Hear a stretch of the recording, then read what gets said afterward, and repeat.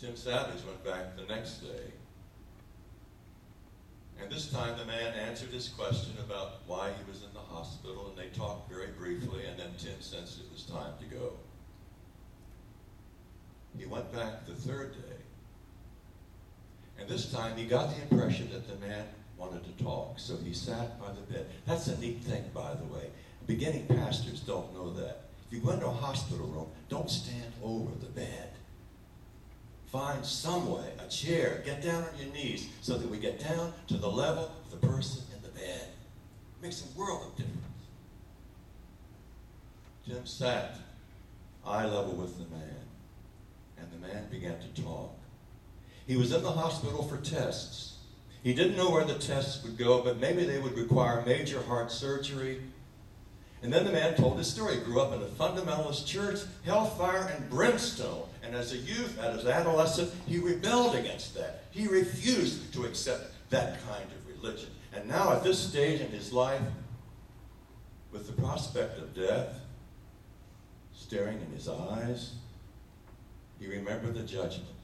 Unless you repent and are saved, you will be subject to hellfire and damnation. And now the man was trembling and he was weeping because he feared that if he had that surgery, he wouldn't make it.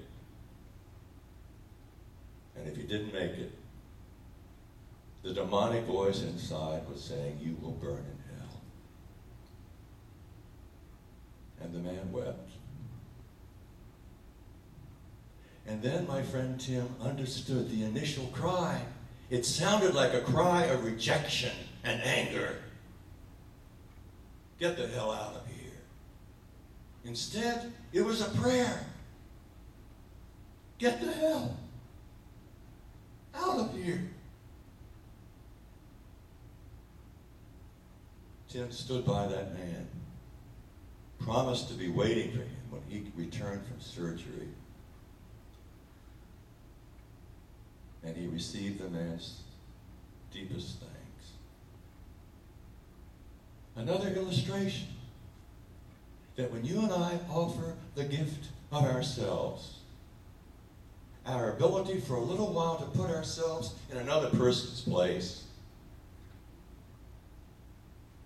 it's the most beautiful gift. It's the most healing gift that we can offer. The final story is from a play by Tennessee Williams called The Night of the Iguana. Have some of you seen the play? I think it was a movie with Richard Burton playing the defrocked priest, and Deborah Carr, I think, played Aunt Hannah. Thank you. A few people are nodding, and I don't think it's from sleep, so I'm going to take that as encouragement. I don't remember the whole story. It's been a while since I read it, but Richard Burton is a priest who gets himself into all kinds of trouble, I think mostly over amorous relationships with married women, that sort of thing. He gets defrocked. He finally comes to such a low place, I think alcohol is a factor, that on a given night he decides to end it all. Takes off most of his clothes, jumps into the ocean, and begins to swim out to his death. But someone sees him, sends out two strong native boys. They bring him back, struggling against them. And they almost literally tie him down, as I remember, going back to the chains and fetters of the demoniac in the biblical story. And Tennessee Williams calls that night, where Burton, the defrocked priest, is wrestling with his demons, he calls that the night of the iguana. And the one person that helps him to make it through is Hannah. She's a spinster. And at first, the priest looks upon the spinster with disdain. He talks about all of his sexual conquests. He brags even about his empty life, and finally says to her, almost sneering, have you ever had a love experience? And she hesitates, and finally she says, yes. Tell me about it. Well, there was this salesman, balding and plump, and he took me to dinner, and then we went out in this little boat on the lake at night. And he was very shy, and he was very gentle, and he made this strange request, and I decided to grant it. And Burton is offended. He says, you call that a love experience? This sad, disgusting little man in the boat. I'll never forget Hannah's reply.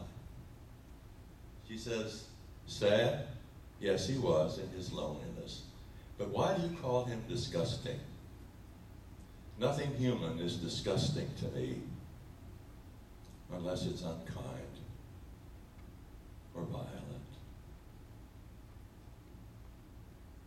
What gets all of us through the night of our demons, the night of our iguana, is one other person sharing their humanity, sharing one or two of their stories in such a way